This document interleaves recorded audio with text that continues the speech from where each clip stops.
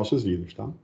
Você falou Campina Grande. Eu sou de Campina Grande, né? Me formei lá em engenharia elétrica. Estou aqui em Recife desde 99. Na época eu trabalhava na TIM, né? Já tenho aí mais de 20 anos em telecom, e nos últimos anos eu trabalhei um tempo com a parte de gestão de projeto no Sebrae, né? Para dar um apoio às micro e pequenas empresas, né? Foi uma experiência bem interessante, porque é sair do mundo puramente tecnologia para um mundo mais voltado às finanças e à parte de business, né? E números, né? Mas aí, vamos lá falar sobre o 5G. Eu vou compartilhar aqui a tela com vocês.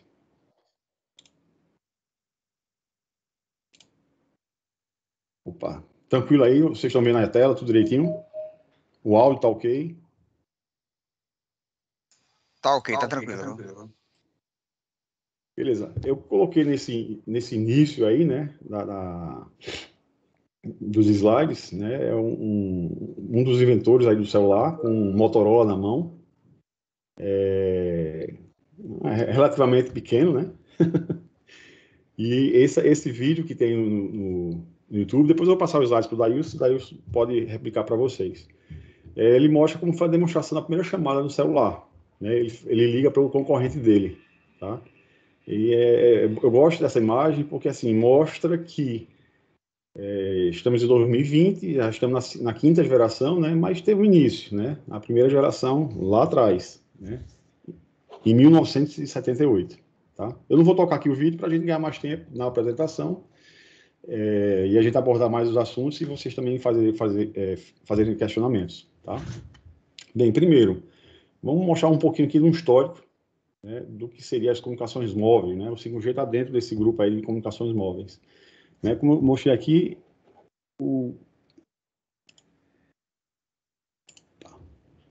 deixa eu colocar aqui um laserzinho que é melhor. Em 1978, né, foi o lançamento do primeiro a telefonia móvel celular de primeira geração, né, o padrão AMPS, e ele fazia o quê? Voz, ele transmitia apenas voz, né? E aqui na linha do tempo eu coloquei mais ou menos os tamanhos dos aparelhos, né? Ou seja, era um byte de um aparelho. Antes disso, a gente tinha alguns protótipos de telefonia móvel, não celular ainda, e que eram colocados nos carros, né? A ideia de fazer um aparelho portável era muito interessante, porque o que se tinha na época era o transportável, ou seja, o banco de baterias era grande, tinha que ir na mala do carro, né? E o seu aparelho tem que estar dentro de um carro, porque não tem como transportar tanta parafernália, tá? Mas aí em 78 eles lançaram um sistema, AMPS, nos Estados Unidos, né? E que permitia fazer voz, transmitir voz. Em 79, não está aqui, mas 79 foi o padrão japonês, também baseado, parecido com o AMPS, também analógico, né? Em frequência modulada, em técnica de acesso de frequência, né? E ao longo do tempo, a Europa também tinha os seus padrões, né? A gente tinha padrão inglês, que era o TAX, tem um padrão italiano, nórdico, alemão, né? E era uma salada de frutas lá. Só que o que acontecia? Você saía de um país para o outro, imagine eu estou aqui em Recife e vou aqui em Maceió, né? Então você está lá em Portugal, vai na Espanha, você não conseguia ter continuidade de conversa, você não tinha roaming internacional, você não tinha, ou até mesmo os padrões não se falavam, né? Então eles começaram a estudar um padrão para ser adotado na Europa, um pan-europeu, que a gente conhece, que é o chamado GSM, e eles começaram a estudar esse padrão em 1982, tá? E esse padrão foi lançado aqui, ó, em 93. Opa, ele já tinha uma facilidade, tá? Ele tinha voz, mas também tinha dados. Tudo bem, as taxas não eram tão... eram 9,6 kilobits por segundo, né? Eu não sei se vocês chegaram a usar modem de escada, linha de escada, mas meu primeiro modem de linha de escada que eu usei na vida era de 2.400 bits por segundo, né? 2,4 kilobits por segundo, né? Isso foi mais ou menos... Em 92 eles lançaram para testes e 91 para teste, 92 foi lançado oficialmente na Europa, tá? E é um padrão pan-europeu. O Brasil, ele veio ter telefonia móvel celular entre 93 e 94. 2 anos antes, eles começaram a estudar os padrões. Na época, houve uma junção entre a Ericsson e a Siemens para trazer o GSM para o Brasil, né? A Ericsson, Siemens e a Alcatel eram os fornecedores que fizeram a construção das redes dos primeiros equipamentos de GSM na Europa, né? E fizeram uma espécie de parceria para vir para cá. Infelizmente, nós, em vez de começarmos com o GSM, ou seja, já adiantados, vamos dizer assim, ou atualizados, né? Foi adotado no Brasil o padrão AMPS, né? O padrão que foi iniciado em 1978, tá?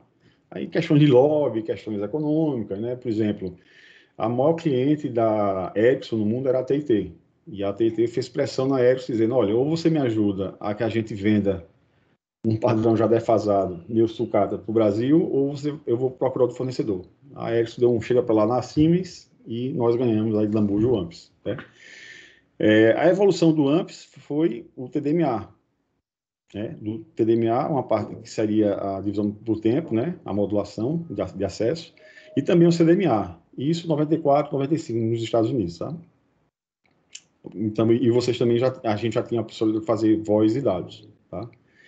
O grande salto na parte de telecomunicações ainda no 2G foi quando se foi introduzido o GPRS, né? O General Packet Radio Access Service, desculpem, que você permitia ter não só voz e dados, mas dados agora IP. Até então eram dados que não era via IP, era tudo comutação, né? De circuito fechado, de conexão a circuito, tá? Aqui foi o grande pulo das telecomunicações móveis, tá? Em 2000 teve a virada do milênio, a gente teve os grandes leilões aí na Europa, teve empresa que realmente ficou ruim das pernas, porque se gastou muito dinheiro para poder ter acesso ao uso da tecnologia, né? A gente chegou a ter o que em 2005 aqui, as primeiras redes 3G aqui no Brasil, foi pela Vivo, usando o sistema EVDO, que a EVDO ele conseguia cumprir o que o padrão exigia como definição, né? Um pouquinho antes a gente teve o lançamento do Edge, né, dentro do GSM, aumentou um pouco mais a velocidade, já estava aqui na casa do Edge, em torno de 200 km por segundo. Já o CDMA 2000 e o EVDO já passavam de 2 megabits por segundo. Já entrava no que seria a definição de um sistema de terceira geração. Tá?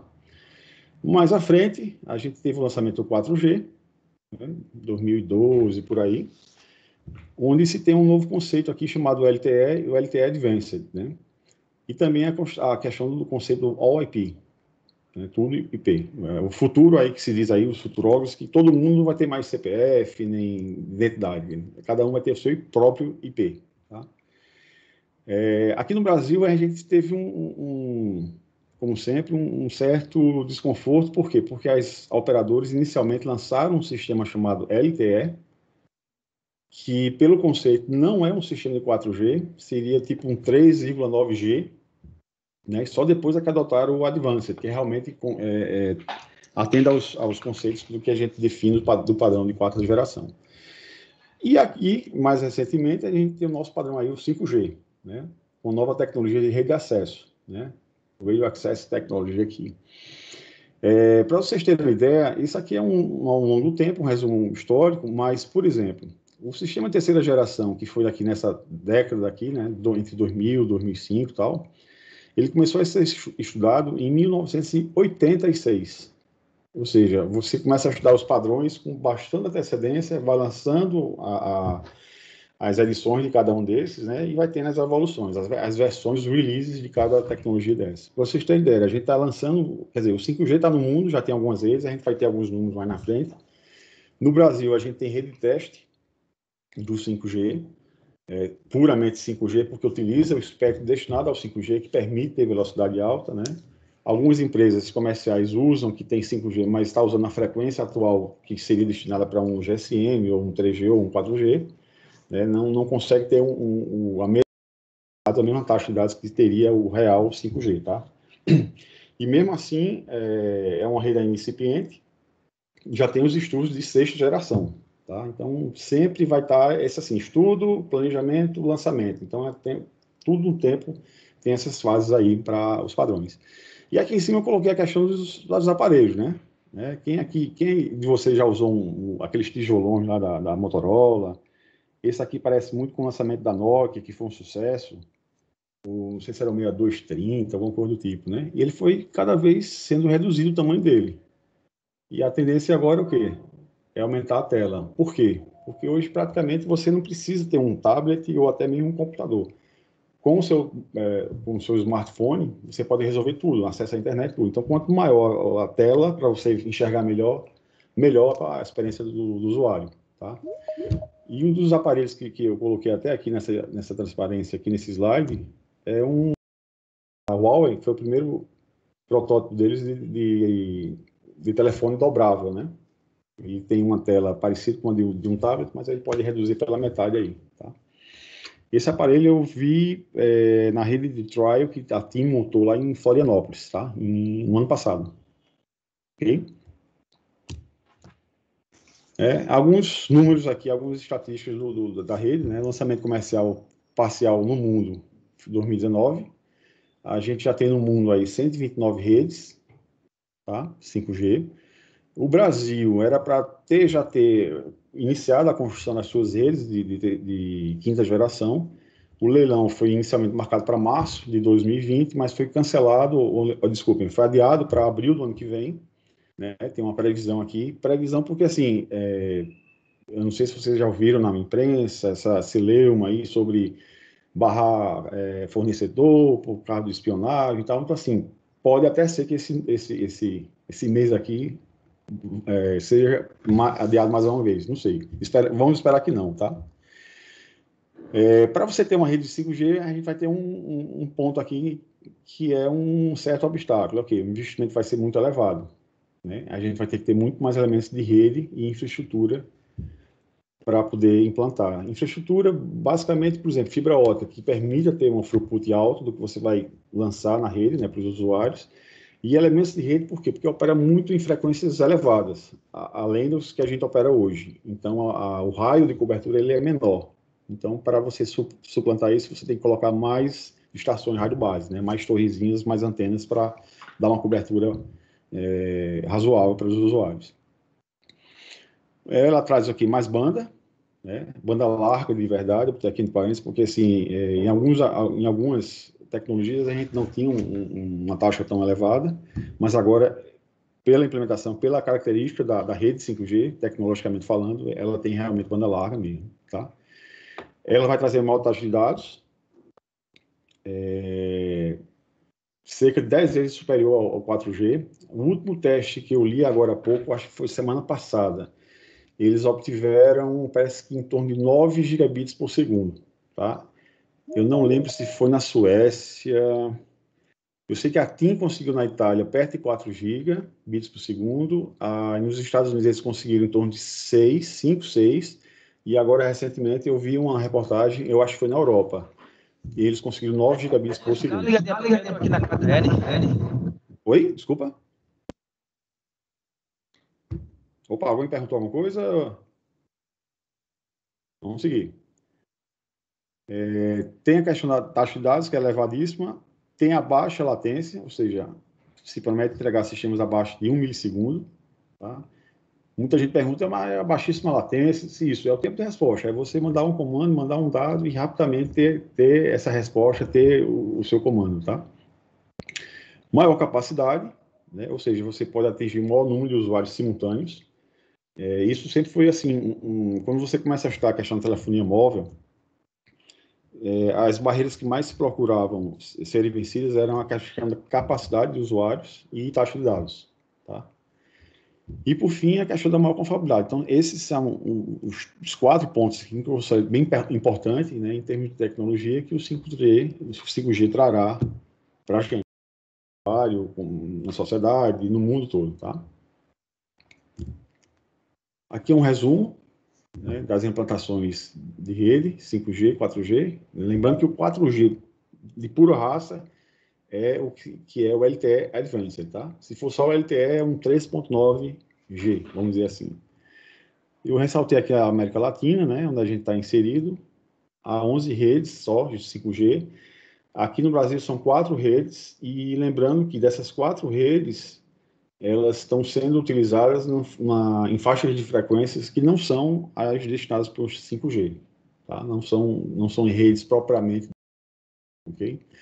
Inclusive, nessa lista aqui está a TIM, que a TIM tem essa rede trial, né? Ela tem site em Campina Grande, na Federal lá, na Universidade Federal, no curso de Engenharia Elétrica. tem na Federal Santa Catarina, em Florianópolis, e tem no Inatel, Santa Rita do Sapucaí, que também é um polo, um celeiro de bom desenvolvimento a parte de telecomunicação no Brasil, tá? Mas é muito pouco, né? Nos Estados Unidos, né? E assim vai, tá? Então, o total hoje são 129 redes que estão ativas com 5G. A fonte está aqui, tem um link, né? E a gente pegou esse dado no meados aqui agora de outubro, ok?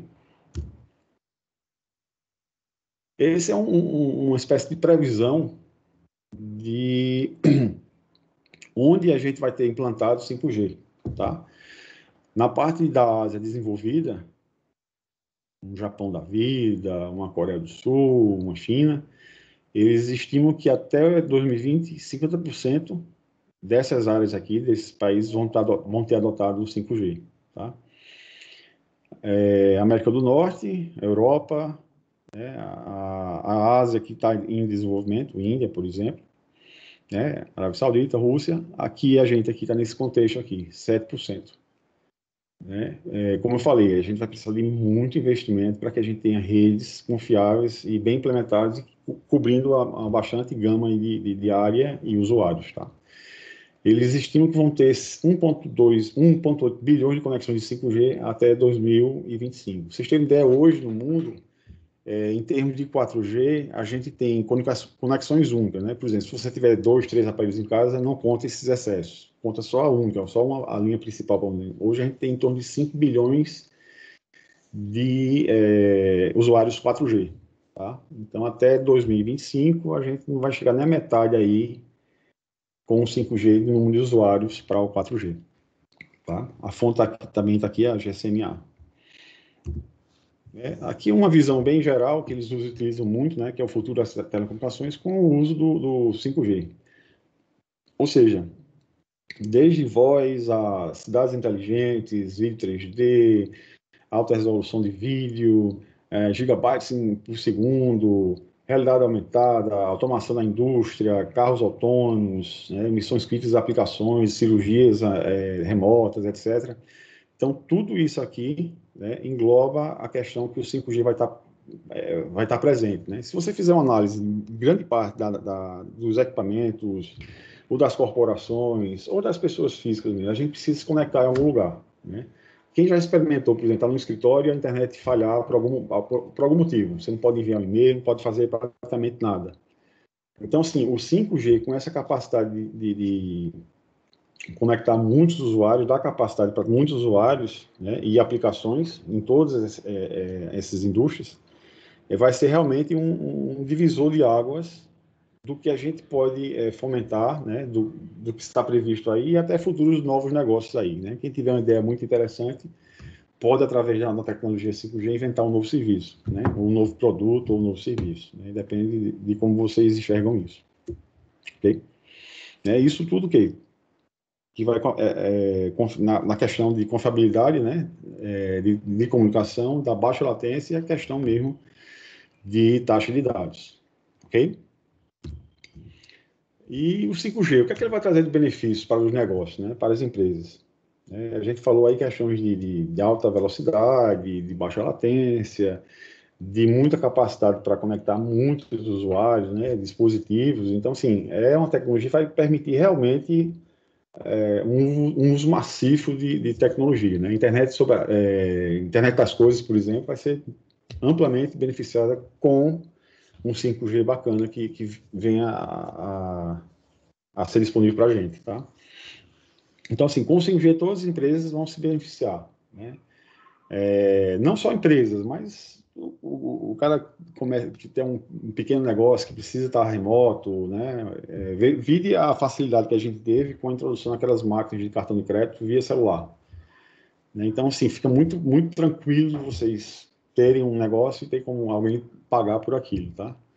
É interessante falar isso porque em 1990, um amigo meu foi fazer um estágio na Philips, na Holanda, e ele voltou bem admirado, porque ele disse, Emílio, qualquer birosca, qualquer negocinho, qualquer empresa menor que seja, eles aceitavam cartão de crédito. Tem loja aqui que até hoje não aceita cartão de crédito. Paciência, né? Esse é o Brasil. Tem um estudo da Qualcomm, né? E que em 2035 a tecnologia 5G poderá responder por bens e serviços na ordem de 12,3 trilhões de dólares, né? É muito dinheiro, né? Em setores como varejo, saúde, educação, transporte, entretenimento, todos os segmentos vão ser beneficiados com isso, né? Eu não sei se vocês já viram algumas reportagens sobre campos, né, de agricultura sendo automatizados, né? Tudo isso via alguma forma alguma conexão, né, via sem fio, celular, 4G e tal, e o 5G promete muita coisa. E um relatório aqui desse instituto de pesquisa, né, com mais de 3.500 pessoas entrevistadas, líderes de decisões de negócios, analistas, entusiastas de tecnologia, né, e deu mais ou menos esse resultado aqui, o que é que eles achavam com relação ao 5G. Né? 91% esperam novos produtos e serviços, né? Eu falei anteriormente isso. Quem tiver uma boa criatividade, imaginação e quiser experimentar e criar um novo produto ou serviço, você vai ter pelo menos uma barreira tecnológica, não vai ter mais a questão de acesso, velocidade e latência. Tá? 87% espero que novas indústrias surjam, né, muito baseado nessa questão de novos produtos, novos serviços. Né? 82% esperam um crescimento de pequenas empresas e mais concorrência. Né? Quer queira, quer não, conectividade, é comunicação. Né? Quem imaginava um dia comprar um equipamento, digo assim, a gente, pessoa física, não digo empresas importavam, usavam em grandes empresas e conseguiam trazer o que eles precisavam de produtos, etc. Mas imagine a gente hoje, entra no Amazon da vida, um AliExpress, se conecta, está conectando lá com o servidor, com o serviço dele, compra uma peça, um computador, uma placa de som, um microfone, etc. Né? Quem imaginava isso lá atrás? Então você pode produzir aqui localmente, mas o mundo ser seu ponto de vendas. 85% esperam tornar as empresas mais competitivas globalmente. Né? Tem muito a ver com realmente essa questão de você estar conectado, você se fazer presente no mundo, né? Ser conhecido. E 89% esperam um aumento de produtividade. Essa é uma questão bem interessante, porque assim, como é que a gente pode medir essa produtividade? É fazer mais com pouco tempo, é ganhar mais, é lucrar mais. Então, assim, tem que ver bem direitinho como se medir essa questão do produtividade. Mas se eles responderam aqui que quase 90% espera que vai aumentar a produtividade. Ok? Só se vocês tiverem alguma dúvida, alguma curiosidade, pode interromper. Esse estudo da Qualcomm, né, de 5G Economy, né, economia de 5G, né, conclui que o 5G vai jogar o celular para se tornar uma tecnologia de propósito geral, equivalente à eletricidade e ao carro. Fazer voltar um pouquinho no passado aí, antigamente para você ter um celular, tijolão amarrado aqui no cinto, era caríssimo, né? Mas já chegou um ponto que assim, a gente tem que ter um celular, não tem jeito, né? Seja para banco, seja para comprar, seja para usar no trânsito, seja o que for, né? Vai ser um commodity, né? Todo mundo vai ter um celular e vai ser uma coisa que vai o quê? Vai ter um impacto transformador na economia, porque você vai ter acesso a tudo que for possível de ter acesso via um dispositivo como esse, via uma rede dessa, tá? A questão da produtividade, um dos principais benefícios do 5G poderia estar ajudando as empresas a trabalhar de forma mais rápida e eficiente, por sua vez economizando custos trabalho remoto, né? A gente vive agora nessa época de pandemia, ao mesmo tempo a necessidade de ter um trabalho remoto e algumas barreiras, né? Tem locais onde que você não tem cobertura celular, ou não tem uma banda larga chegando. Vídeo exemplo, se a gente for aqui para a periferia do Recife, né? A gente tem as empresas aqui de banda larga, tudo, mas a grande maioria não ainda chega nas periferias das grandes cidades. Né? Então, eu me lembro que eu dei aula aqui em duas faculdades aqui do Recife, e alguns dos alunos eles eram donos de provedores de internet nesses locais, né? As famosas catnets aí, né? E se você conseguir, por exemplo, antigamente a gente ia fazer uma videoconferência, acabar deixando só áudio, porque você não tinha banda ou você não tinha velocidade para tal. Hoje, com uma velocidade alta que se requer, que se vai proporcionar o 5G, então dá para fazer um monte de coisa aí de teleconferência, de videoconferência e tudo, né? Com qualidade, tá? Inovação rural, né? Conectar melhor as comunidades rurais. Isso é um calo muito grande no Brasil, que é um país de dimensões continentais, de você cobrir realmente tudo quanto é lugarejo, né? as pequenas populações, estradas, rural mesmo. Então, isso é bem crítico aqui no nosso país, né? Para vocês terem uma ideia, em 2012, eu trabalhei numa operadora na Vivo, e a Vivo, a mãe, vamos dizer assim, é a Telefônica lá na Espanha, né? A Movistar. E imagine que naquela época, na Espanha, havia 20 mil torres, né? 20 mil sites, como a gente fala. Seja indoor, né, dentro de shopping, seja essas torres metálicas que você vê na cidade, ou em cima de topo de prédio, etc. Era 20 mil pontos desses para cobrir o país Espanha.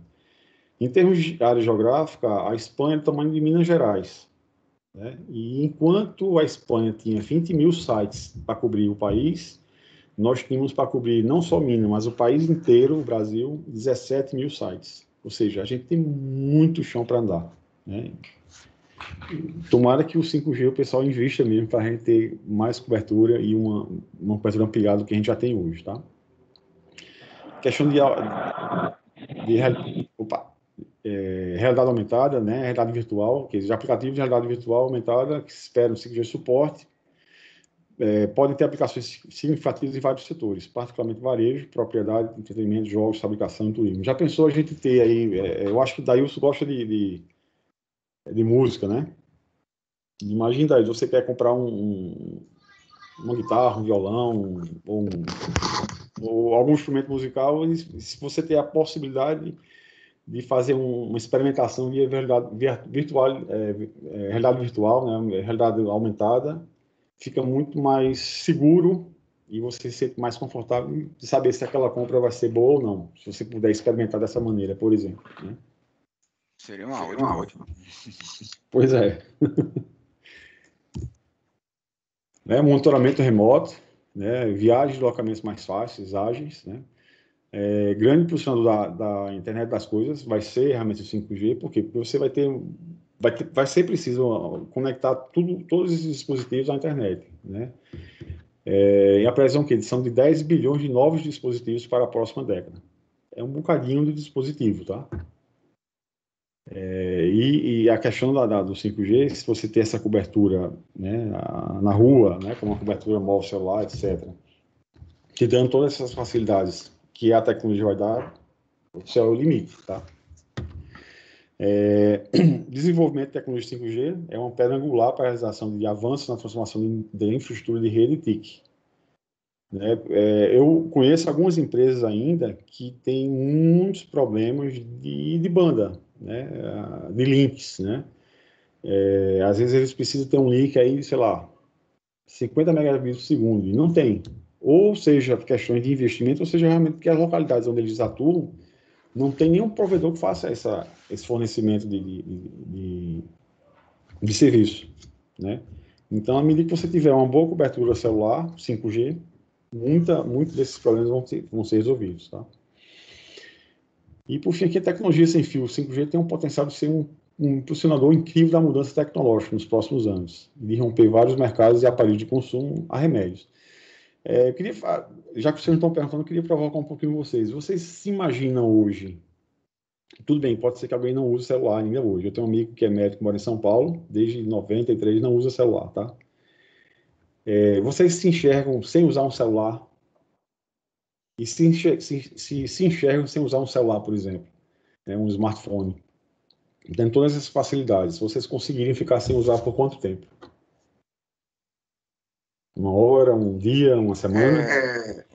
Eu vou falar um pouquinho. Eu faço esses exercícios de vez em quando aqui, eu consigo passar um dia inteiro, dois, sem celular, sem problema nenhum. Uhum. Mas só final de semana? Porque durante a semana tem um trabalho, né, velho? A gente vive do Zap, de Teams, né? Não tem como desligar, não. Mas assim, final de semana. Dá para dar uma desligada, né? Tá, não, digo pra galera, precisar de mim, como a gente tem a natureza de trabalho 24/7, né? Aí, eu sempre digo pro pessoal, se qualquer coisa liga, tá? Não manda mensagem, não. Liga pra mim.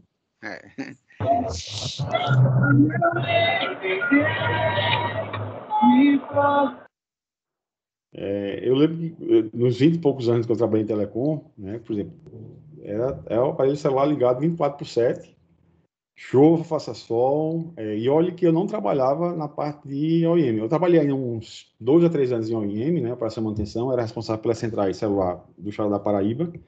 Nós tínhamos duas, uma em Campina Grande e uma em João Pessoa. E tem um amigo que se mudou para João Pessoa, ficar na central e ficar na central de Campinas. Só que alguns assuntos, no dia a dia, ele se virava em João Pessoa e me virava em Campinas. E a gente mais trocava figurinhas. Mas alguns aspectos era o que fazia nas duas centrais, tá? Então, nessa época, era 24/7 e tal, era muito puxado. Mas mesmo depois que eu vim para Recife, né, e já fui para a parte de RFs, projetos de escolha de sites, de torres, de tudo, a gente tinha um gerente meio maluco, né, os italianos, e a gente tinha que estar com ele ligado direto o tempo todo. Não tinha esse negócio, não. Tinha louco que ligava às vezes de madrugada, domingo, de noite, era coisa de louco, né? Então, vamos lá. Oi. Você acha que o 5, como 4G até hoje não funcionou 100%, né, de cobertura, você acha que em quantos anos a gente teria uma eficiência no 5G funcionando? Cara, pelo seu ponto de vista. Boa pergunta. Em se tratando do Brasil, eu acho que vai demorar um bocadinho, né? Vou dar um exemplo para vocês. Em 2013, com a Copa das Confederações, foi o primeiro marco para se instalar redes 4G no Brasil, tá? A gente teve as eliminatórias aqui em Recife, por exemplo. A gente fez alguns testes aqui no estádio aqui, né, que foi construído tudo, ali na Pernambuco. No ano seguinte foi a Copa, tem que ter uma atuação maior, maior cobertura. Isso foi 2013 e 2014. Se você for analisar hoje, 6 anos depois, há municípios ainda que não têm o 4G.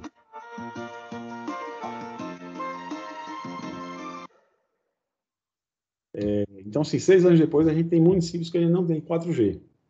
E até mesmo grandes municípios, eu vou dar um exemplo, Campina Grande, não é tão grande assim, mas é uma cidade em polo, né, de desenvolvimento tecnológico e tudo. Agora com a pandemia, né, minha mãe teve que se internar e meu irmão usa o telefone de uma das operadoras. Não vou dizer o nome para não queimar o filme, ninguém ficar chateado comigo, né? Afinal, eu fiz amizade com todo mundo aí, com todas as operadoras. E justamente no hospital que ela estava, ele ia reclamar, bicho, meu vídeo não pega aqui. Acabei dizendo, ó. Não pega. E aí eu falei com o pessoal, disse, a gente colocou os sites do 4G com a frequência e tudo, mas aí nesse local não tem.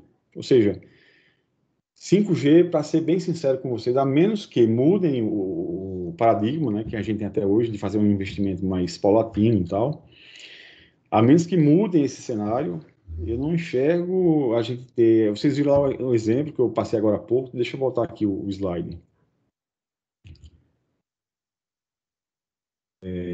Pronto, vocês viram aqui que a Ásia desenvolvida e a América do Norte, né, Estados Unidos e tudo, eles vão ter a adoção do 5G em torno de quase 50% do que eles têm hoje das redes que existentes. Ou seja,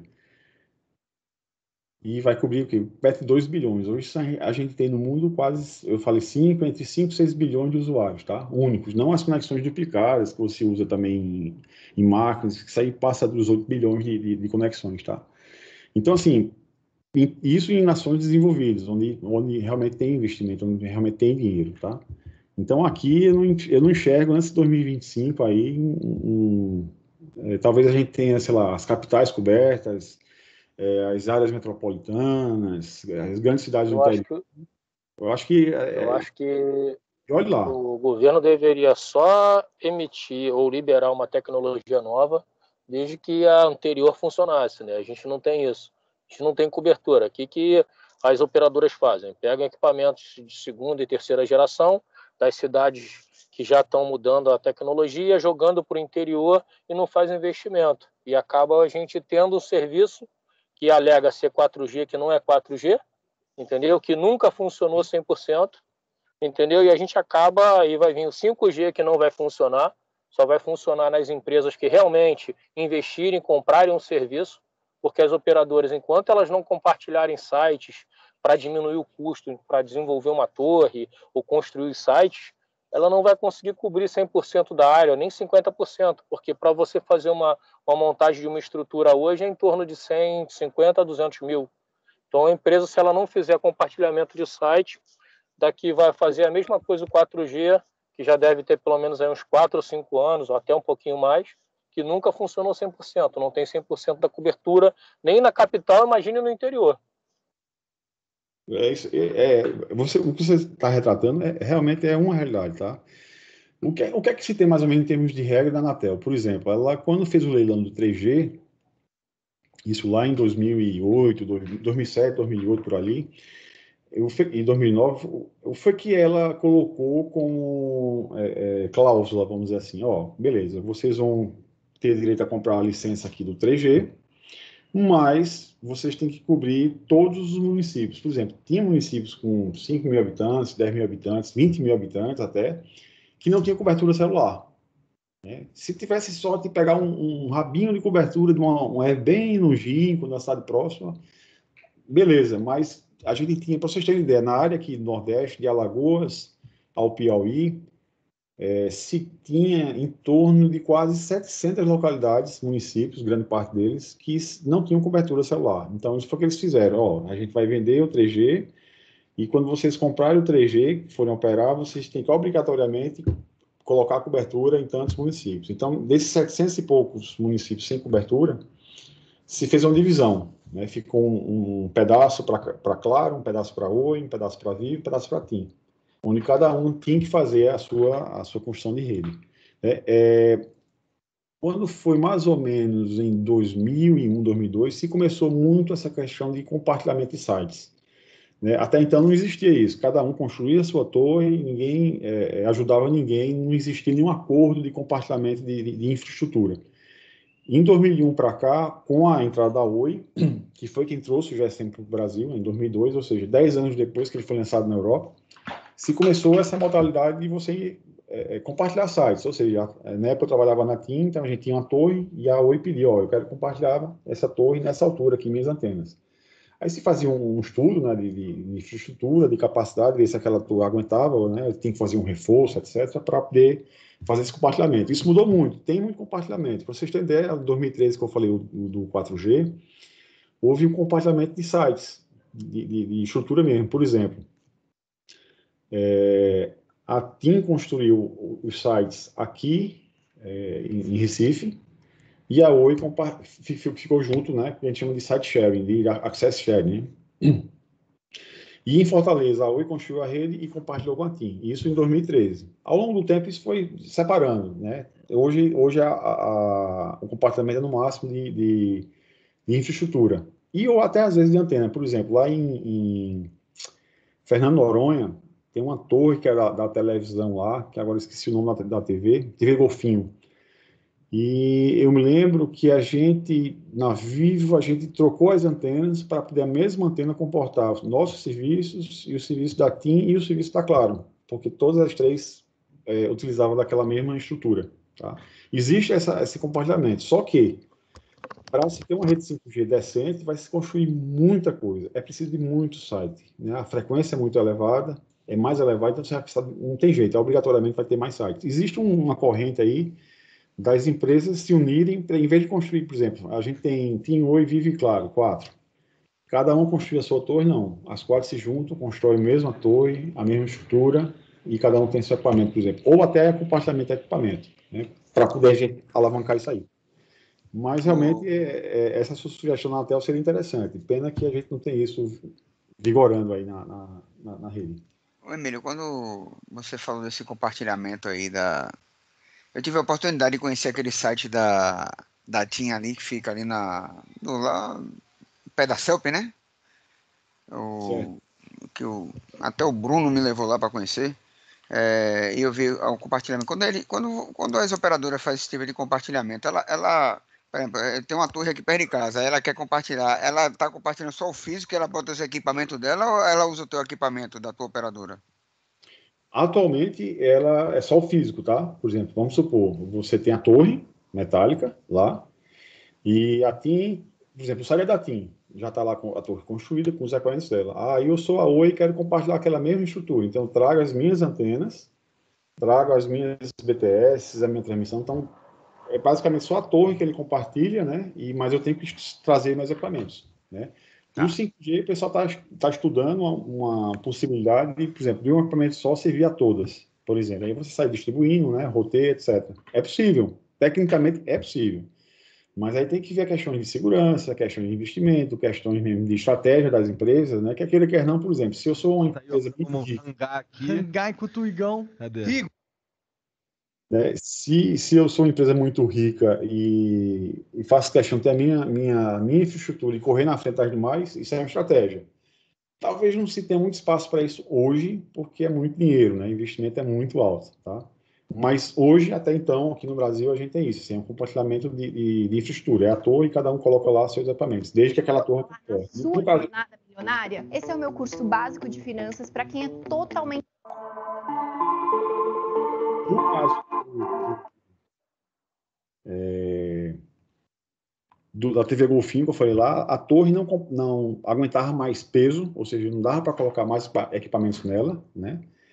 E a solução foi, não, deixa então, já que a gente não tem como fazer um reforço, ou botar uma torre nova que custa caro e tal, mas se eu tirar a antena e botar uma antena que eu possa comportar todas as operadoras, está valendo, né? A gente coloca combinadores e tudo isso, está valendo. Então, esse é um caso mais atípico, né? Mas geralmente cada um traz a sua antena, seu equipamento, instala e fica usando lá numa boa. Tá? É uma saída inteligente, porque aí você, em vez de construir 5 torres distintas, você constrói uma torre parruda, que todas as 5 vão para lá. Lógico, desde que você consiga fazer um arranjo de antenas, de torres, que dê uma cobertura boa, porque senão também não vale a pena. Pra vocês terem ideia, num projeto da Vivo, que eu participei aqui, né, que eu saí da TIM, fui para a Vivo, para construir a rede, a meta que chegou da direção, né, que veio lá do Rio de Janeiro, da parte técnica, era que a gente conseguisse compartilhar 70% dos sites existentes, né? Por exemplo, seja uma torre da TIM, ou da Oi, ou da Claro, que a gente pudesse usar aquele local lá físico para colocar os nossos equipamentos. Só que boa parte dessas redes foram construídas lá em 2001, 2002, 2003. Por exemplo, em Recife, se você pegar a Boa Viagem em 2002, 2003, era uma. Se você for pegar agora, quando a Vivo entrou lá em 2008, 2009, era outra. Por quê? Isso subiu muito prédio, muito edifício.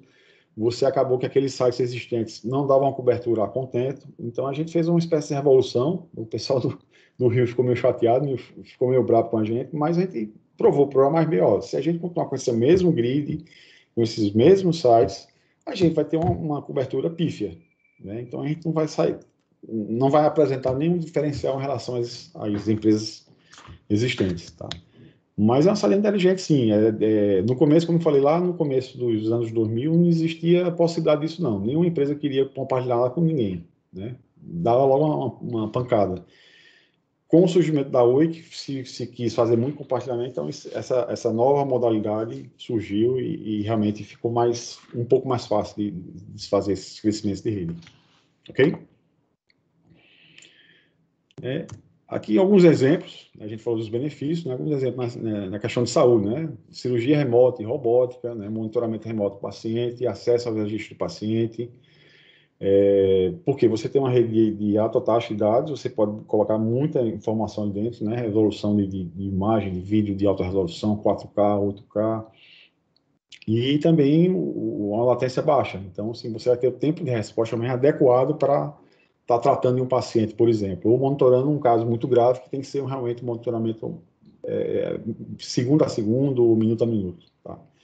E novas oportunidades de negócio, né? Vários tipos de empresas, incluindo empresas de telecomunicações, desenvolvedores de aplicativos, empresas farmacêuticas, né? Fabricantes de dispositivos portáteis, organizações governamentais de saúde, companhias de seguro e muito mais, né? Se a gente tivesse realmente, vamos partir do pressuposto, a gente tem uma tecnologia tão avançada e a gente tem ela presente em tudo quanto é lugar que a gente vá, beleza. Esse é um sonho mesmo de consumo de tecnologia, lógico. Para quem não quer ser achado ou não quer conectividade, beleza, né? Eu costumo dizer, ó, desliga o celular e pronto. Mas se a gente tivesse isso, realmente dá para fazer o céu é o limite, ok? Fabricação, né? Espera que o 5G implemente automação como nunca antes. Existe toda uma polêmica com relação a isso, né? Se a automação vai deixar as pessoas sem trabalho, né? Ou permitirão realizar tarefas mais criativas, né? Porque o que é que existe muito, assim, lá em 95, eu fiz um trabalho com o meu gerente na época da Telpa, isso em João Pessoa, com o pessoal da Bel Sigma, que era da Bel Canadá, era o instituto de pesquisa deles, né? E as empresas estrangeiras já tentando se apoderar de informações do mercado brasileiro, porque iria em breve haver a privatização. E a gente fez um estudo que, na época, era uma espécie que se tinha na época de telecomunicações, como se fosse uma reengenharia, um downsize, né, de diminuição de pessoas e tal, porque cada vez mais você automatiza os processos. Aquela central antes, eletromecânica com relés, passaram a ser tudo programa armazenado, então, assim, quase não dava defeito, né? Se dizia a piada na época que era colocar um cachorro para tomar conta da central, para o técnico ir lá e detonar a central, né? Para não mexer na central. Né? E a gente fez um estudo para justamente assim, visando analisar o quadro de uma empresa, ver quem eram as pessoas essenciais, que realmente ele continuaria com a empregabilidade lá em cima, né, porque tinha um conhecimento, dominar a tecnologia, etc. E aqueles trabalhos menos nobres, vamos dizer assim, ou menos essenciais, melhor dizendo, qual a possibilidade desses caras não serem totalmente desligados, mas sim remanejados para as outras áreas, tá? Então, é como ele diz aqui, ó, permitirão realizar tarefas mais criativas. A questão é se o dono da empresa vai enxergar isso com bons olhos e fazer um bom uso da mão de obra, né? Embora eu vá automatizar, será que eu não posso aproveitar aquele cara para fazer uma outra atividade, né? Ou que atividade seja o que for. Então a gente tem que ter esse cuidado, né? Porque a gente sabe que empresa é lucro, né? Mas até que ponto um lucro desvairado não pode afetar o mercado, por exemplo, tá? A questão da fabricação e na realidade aumentada, após pela 5G, também terá benefícios para os fabricantes, né? Abrindo oportunidades para os digital twins, né? E manutenção remota. Esse digital twins é você poder replicar uma peça, um produto, algum artefato, experimentá-lo antes de ir à frente com o lançamento dele, por exemplo, com constatação que ele realmente vai pegar no mercado, tá?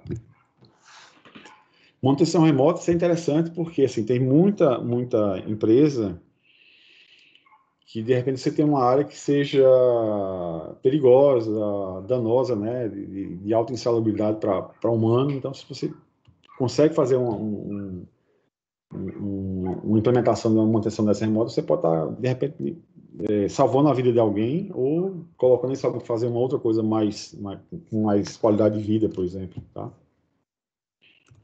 Transporte, né?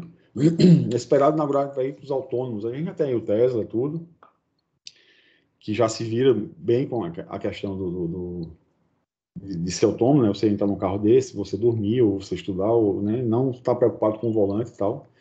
Imagine quando é que isso vai ter aqui, por exemplo, em Recife ou em Fortaleza, que o trânsito é pesado, Salvador, é negócio de louco. Mas, tecnologicamente falando, é possível, ele viabiliza isso, tá? Quem mora, por exemplo, aqui a gente não tem muito costume no Nordeste, mas, por exemplo, o cara que mora em São... Tem gente que mora em Campinas, que fica a 100 e poucos quilômetros de São Paulo e vai trabalhar em São Paulo, depois volta, né, no ônibus, etc. Então, se você, ou se for dirigindo, poder ter um carro autônomo, você se preocupar, ou até ir dormindo, ou lendo algum relatório, ou estudando alguma coisa, é bem interessante isso, né? Tem a questão de melhor conectar nas vias e ferrovias, né? Um dos primeiros exemplos que a gente teve telefonia móvel, vamos dizer assim, comunicação móvel, foi entre os trens e as estações de trem. Né? Eles tinham equipamentos de rádio para a época para fazer essas comunicações. A questão de frete e logística, né, também deve se beneficiar. Previsão de veículos de cargas autônomos nos próximos 10 anos. Tinha experimentos em vias públicas em andamento. Eu coloquei Estados Unidos e União Europeia, mas eu li recentemente, isso tem pouco tempo, que eu acho que, eu não sei se foi em Santa Catarina ou Paraná, eles estavam fazendo alguns testes por lá, tá? Veio com carga autônoma, imagina aí os motoristas desempregados, né? Mas será que esses caras não podem estar fazendo outra coisa? É difícil, realmente o sistema é pesado, tá? Varejo, né? Experiência de compra de realidade aumentada, né? Vai vir realmente para solucionar o varejo. Por exemplo, agora nessa pandemia, que a gente não podia sair de casa, ou saía só para o essencial. Quantos de vocês não faziam compras online e passaram a fazer compras online? E se essas compras online pudessem ter uma experiência de compra muito bacana, com uma realidade aumentada, ou você se cercar com muito mais certeza que é aquele produto que é para você, né? Eu conheço pessoas que não faziam não compra do tipo online, ou tinham receio, ou tinham medo, etc. E agora, nessa pandemia, compraram uma vez, compraram a segunda vez, gostaram, não consegue se imaginar sem comprar via remota, via online, tá? Embora tenha um conceito chamado digital, né? Ou seja, loja física com digital, com remoto. De repente você escolhe e vai apanhar na loja, ou vai na loja provar e depois pede via online, ou seja, é esse conjunto aí que se está vislumbrando por varejo, tá? Também vão se beneficiar de sistemas inteligentes que incentivam seus clientes a irem às lojas, como carros autônomos, estacionamentos conectados, tá? Um dos grandes problemas de sair de carro hoje é onde eu vou parar meu carro. Tem estacionamento?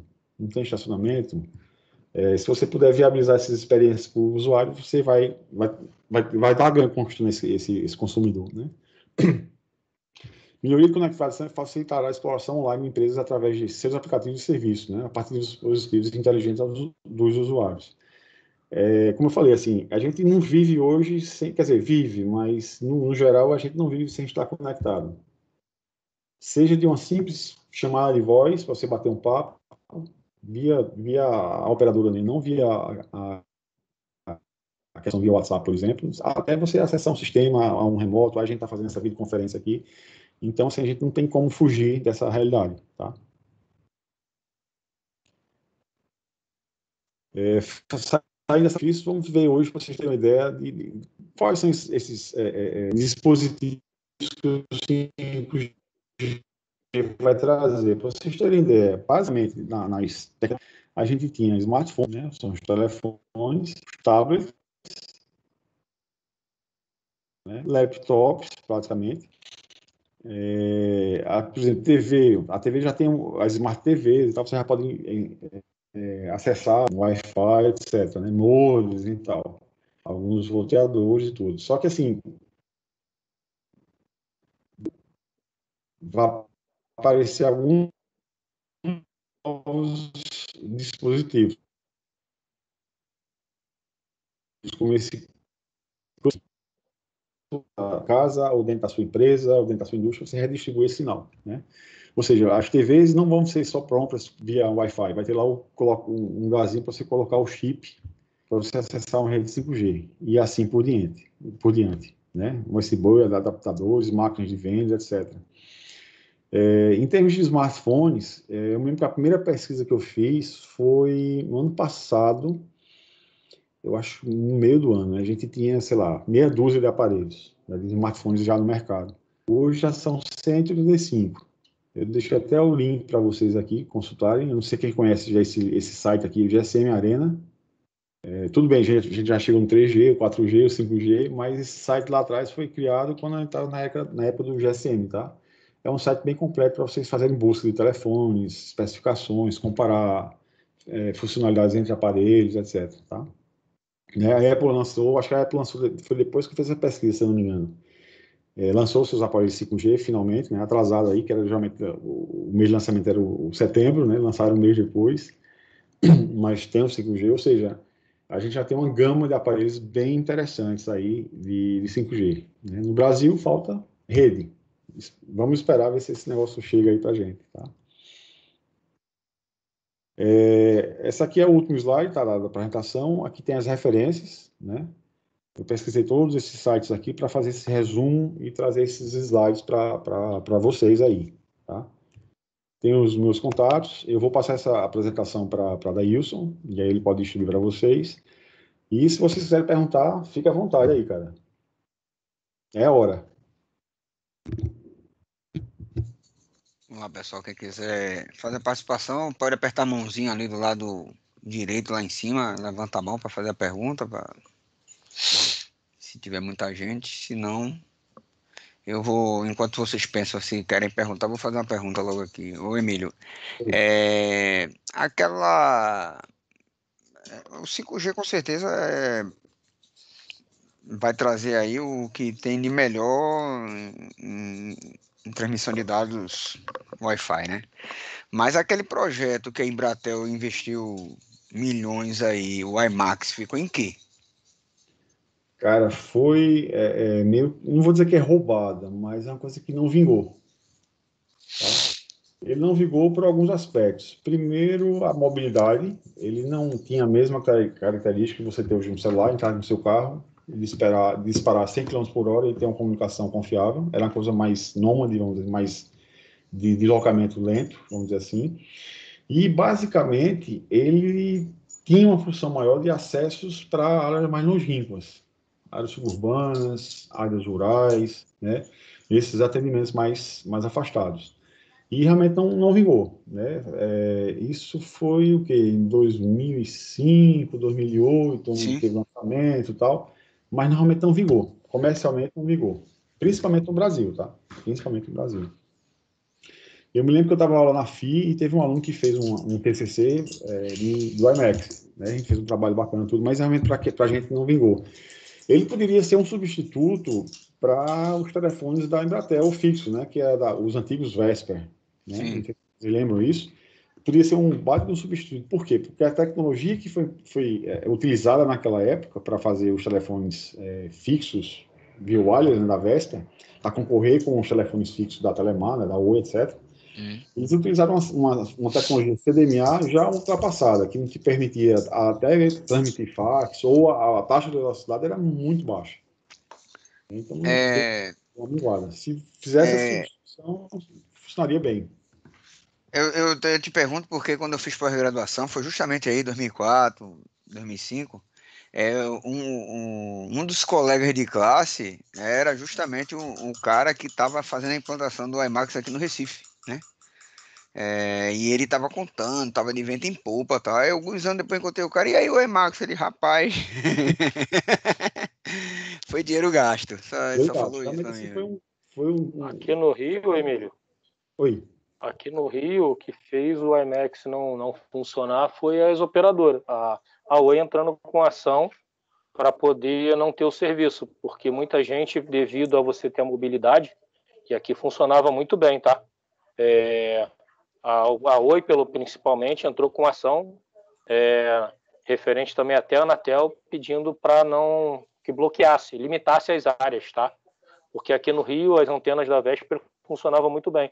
Então você rodava 100 quilômetros praticamente, com sinal perfeito, tá? Assim, pelo menos de voz, você conseguia falar muito bem e você não tinha problema. Aqui no Rio, o que fez a Vesper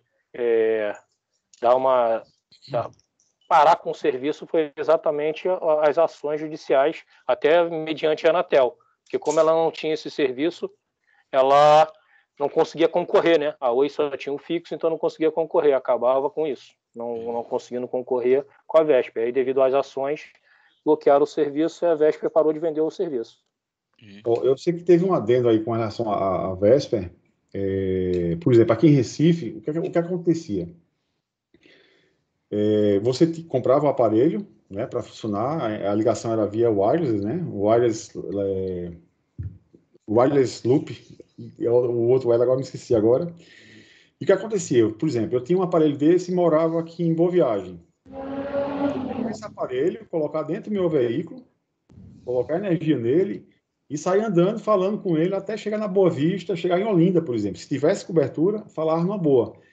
O que acontecia na época aí? Isso era uma concorrência meio desleal com as operadoras. E eu sei que houve realmente ações, eu até participei de uma dessas reuniões com o pessoal da Anatel aqui em Recife, que houve essa reclamação aqui, mas das operadoras em conjunto, para que a Vesper fizesse uma espécie de restrição de localização. Por exemplo, se eu comprei meu aparelho que deu meu endereço para Boa Viagem, eu só vou poder utilizar aqui nessa imediação onde eu tenho ele de Boa Viagem, para justamente não fazer essa concorrência aí, né? A questão dos 100 quilômetros é mais assim, como eu falei, é 100 km por hora, é o cara se deslocando muito rápido, e não que ele, se ele sair daqui e for devagarzinho, tá no carro mais lento, ele vai ter a continuidade do serviço e poder falar. Foi mais porque, assim, você, imagina naquela época, você tem que comprar um celular para poder usar no carro. Aí eu comprava um serviço que era fixo, mas era wireless, né? E eu poderia deslocar a cidade inteira pagando uma tarifa de fixo. Então, isso aí foi pesado aí a questão com relação aos operadores móveis. Foi uma briga, realmente foi forte aí junto com a Anatel para restringir essa mobilidade aí da Vespa. E aí, quem de vocês está ansioso para a chegada do 5G?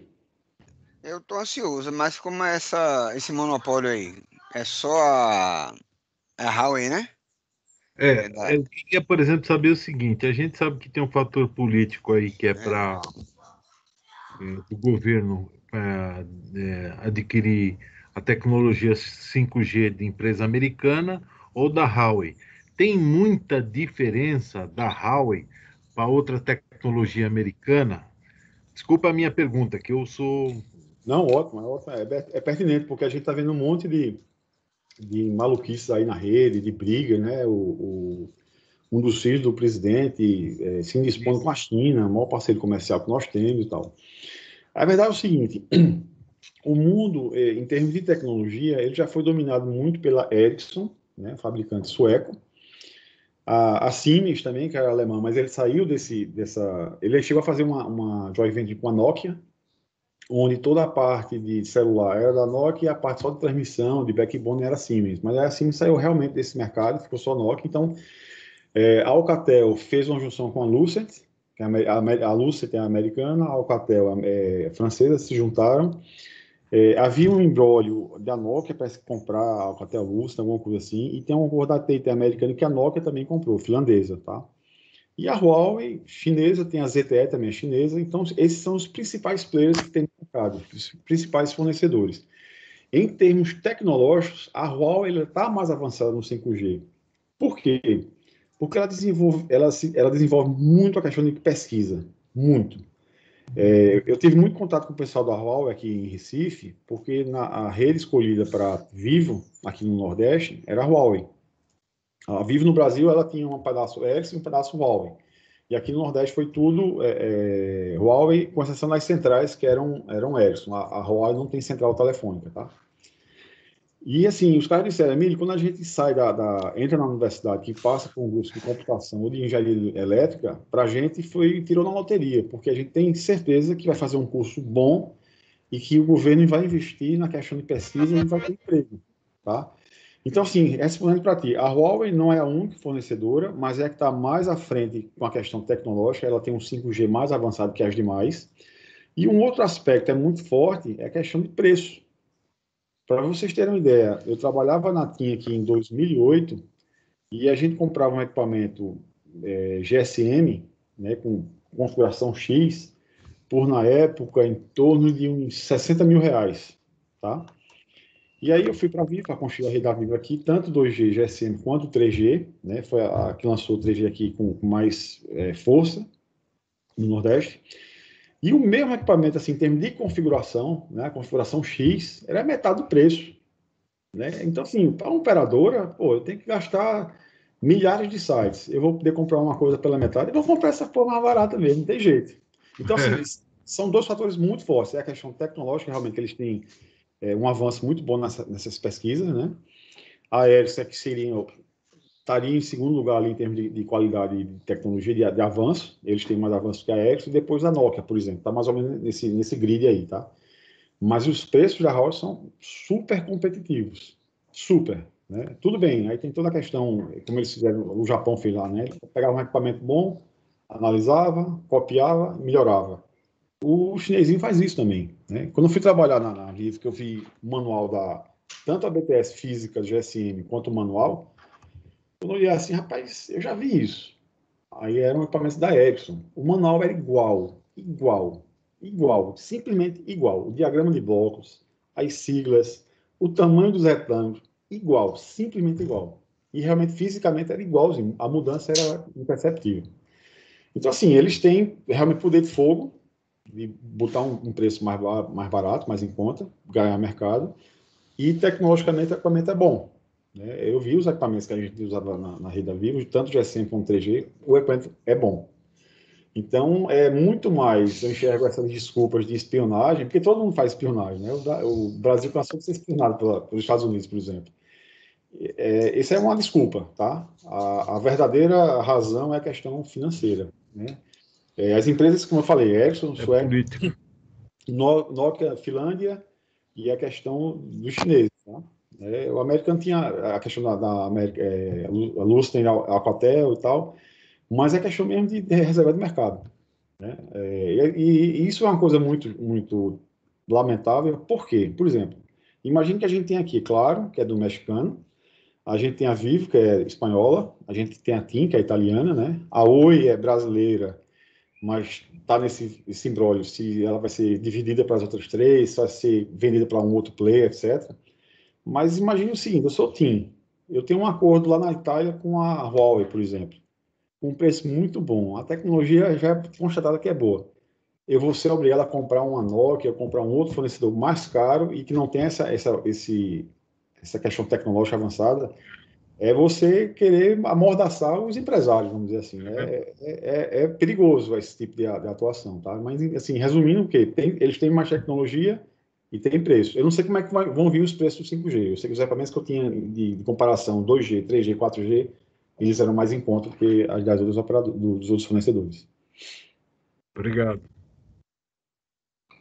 O Fábio quer falar? Boa tarde aí para vocês. Então, tarde. é o seguinte, a gente sabe que na rede 4G, né, ela tem uma aplicação que é chamada de USIM, né, que é para deixar a autenticação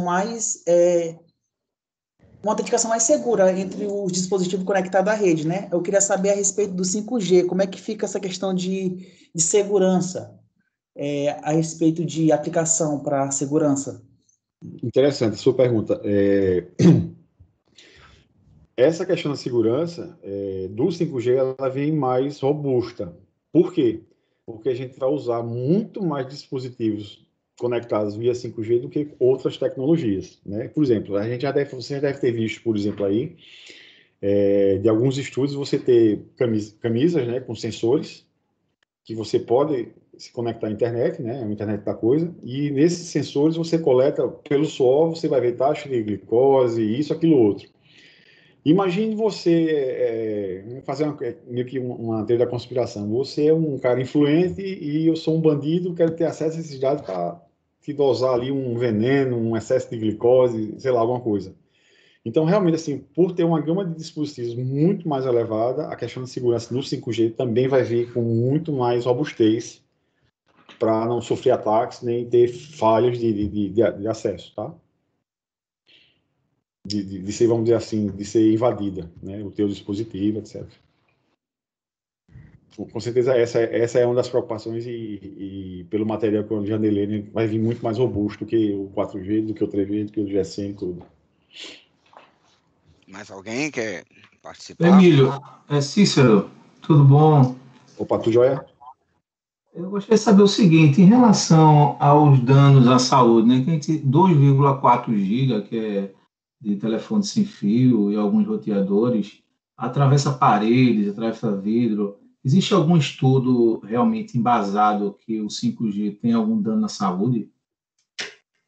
Olha só, bom você também me perguntar isso, porque a gente fez uma época um grupo de estudo e também um grupo não é defesa, mas assim, de fazer apresentações. Por quê? Muito se comenta que celular dá câncer, né? A frequência, micro-ondas, etc. E tal. O único, no espectro de frequências, né? Você começa as frequências lá embaixo, né? Por exemplo, as frequências você transporta rádio AM, né? Kilohertz, FM, TV, na questão já de em torno de 80 MHz, um pouco menos, um pouco mais e tal.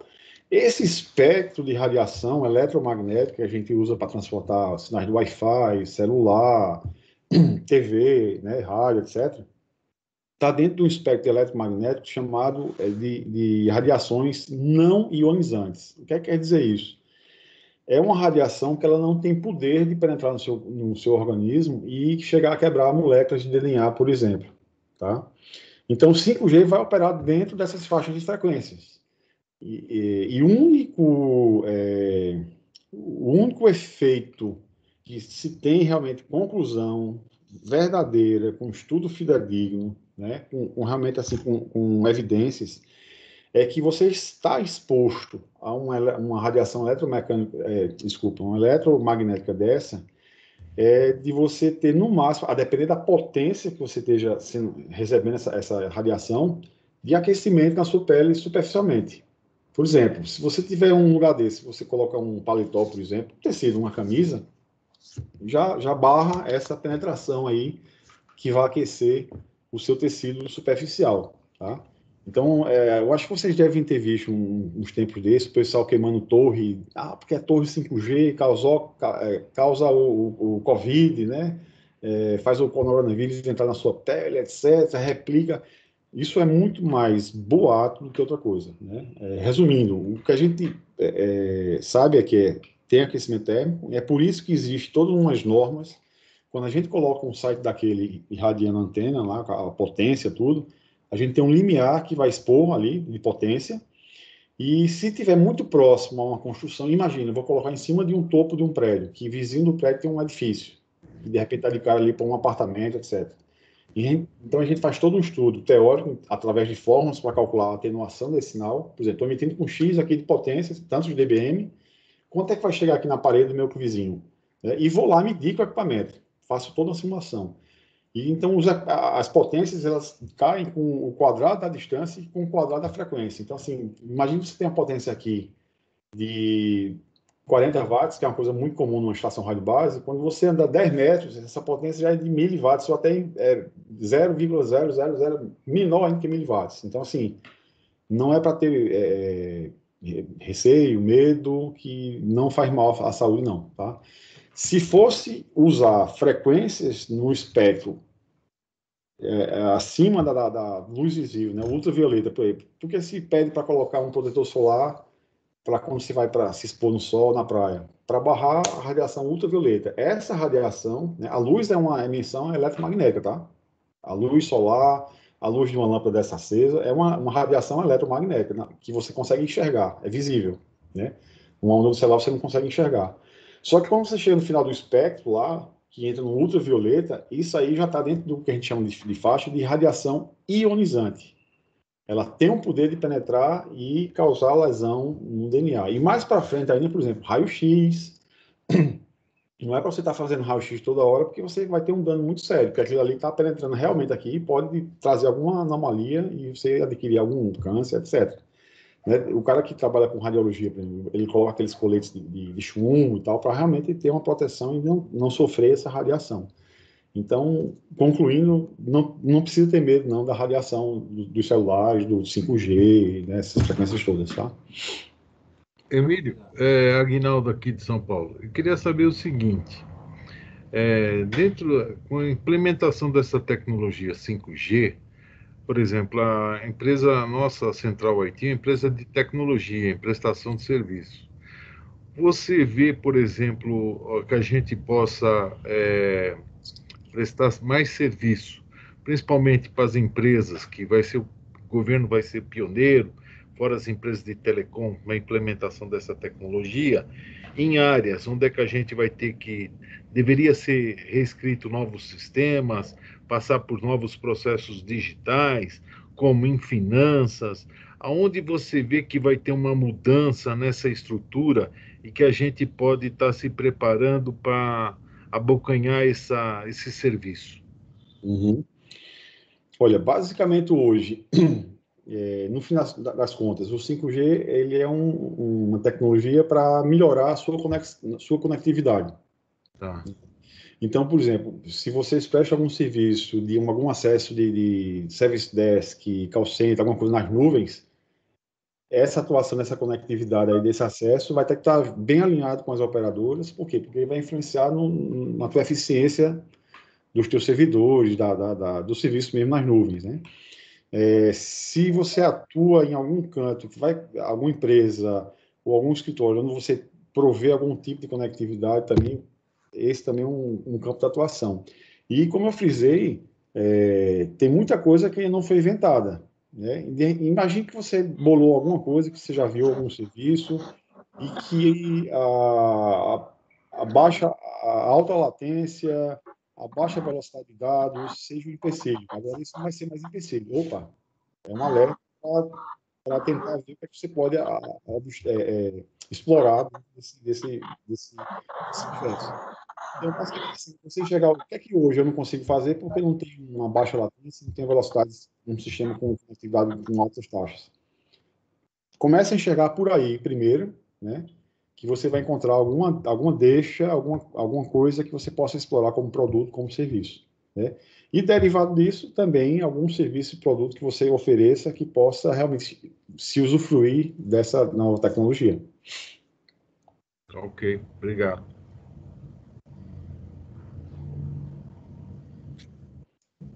Tranquilo? Mais alguém?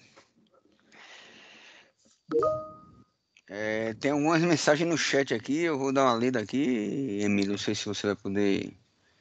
Opa, tranquilo.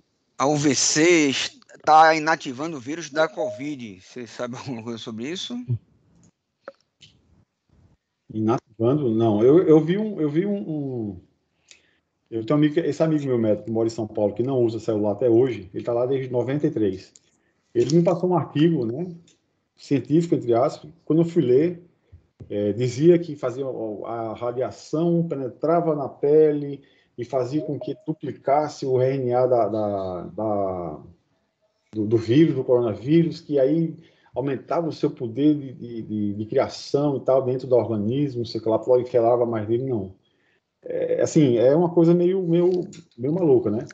Em relação ao ultravioleta, por ser, isso vai depender muito também da potência, tá? Da intensidade desse sinal. Como é uma radiação ionizante, como eu falei, ou seja, ele vai ter um poder de talvez quebrar um RNA. Então é possível que ele venha, não a Covid, já com a doença já instalada, né? Mas de repente o vírus. Eu não sei se vocês já viram, tem alguns estabelecimentos que além do álcool gel, eles passam uma lâmpadazinha que emite ultravioleta. Então, é possível, sim, dependendo da intensidade, se tiver, por acaso, um vírus ali, ele pode, de repente, detonar com esse vírus. Agora, a COVID já instalada, a doença já instalada, não há nenhuma evidência científica que isso seja possível, tá? Também falou aqui que em ambientes que se usa esse tipo de luz, existe um tempo certo para um ser vivo entrar e não ser afetado. O Kleber também falou. Isso mesmo. Porque é uma radiação ionizante. Se for uma potência muito alta, tem uma coisa interessante. Eu não sei se tem alguém aqui de Porto Alegre. Porto Alegre tem em uma das universidades lá, que agora eu não estou lembrado, eu fui lá em 2000 acho que foi 2012, se não me engano. Tem um experimento muito bacana lá numa dessas universidades, que eles fizeram uma mesa, deve ser uns 2x2, cheia de limalhas, né, ímãs, e você vê o ímã se movendo, né, mesmo com a baita laje em cima aqui do teto, lá do ambiente onde está esse negócio. E essa movimentação dos ímãs é por conta da radiação cósmica, ou seja, é uma radiação ionizante, que se a gente for para a rua... Eu estou aqui dentro de casa, mas essa radiação cósmica está parando por aí, pode estar entrando aqui. Isso causa câncer também, tá? Mas onda de celular, TV, Wi-Fi, não. Tranquilo, então. Então vamos encerrando aqui. Hoje eu acho que foi o webinar mais comprido que a gente teve aí. O público fiel aí. Foi muito bom, Emílio. Eu agradeço demais aí você ter aceitado o convite, tá? Avisando a todos aí que conectando só ano que vem agora, esse foi o último. Emílio fechou aí com chave de ouro, né? Já que dezembro é um mês aí muito complicado para todo mundo, né? Entre confraternizações, se é que teremos aquele estilo ainda, né? E trabalho também, principalmente a gente aqui que trabalha com o governo, é muita coisa para finalizar. Então a gente está encerrando esse ciclo. Esse ano foi bem bacana, tivemos diversos conectandos aí e a gente está voltando ano que vem aí, creio que a partir de fevereiro, mas a gente faz a divulgação. Então fica aqui, muito obrigado, Emílio, valeu mesmo a disponibilidade, tá? Agradeço a todos que participaram também. Então, um excelente fim de ano, né, para todos aí, já que é a última vez que a gente está vendo aqui nesse formato, e até ano que vem aí com mais uma edição aí do Conectando. Um abraço a todos aí. Valeu, Emílio. Manda a apresentação para mim, quem quiser. Pode mandar um e-mail direto para mim que eu respondo aqui. Vou botar meu e-mail aqui no chat, para quem quiser pegar. daíos.fernandes@centralit.com.br. Pode mandar um e-mail para mim que eu encaminho a apresentação do Emílio, tá bom? Valeu, Daí. Valeu, gente. Um abraço. Obrigado por participação de todos. Forte abraço.